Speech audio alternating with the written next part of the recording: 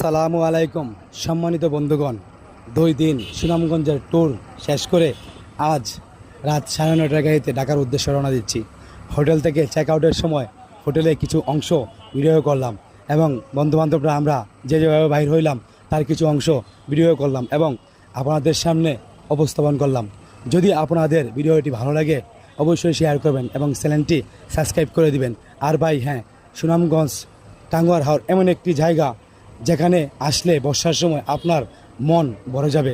এখানের পরিবেশ পরিস্থিতি খুবই ভালো এবং প্রত্যেকটা হাউস বোটের যারা আছে দায়িত্বে পরিচালনার কাজে সবারই মন মানসিকতা অন্যরকম এবং যাত্রীদের অনেক খেয়াল রাখে এবং তাদের সুবিধা অসুবিধাগুলোও তারা খুব যত্ন সহকারে দেখে।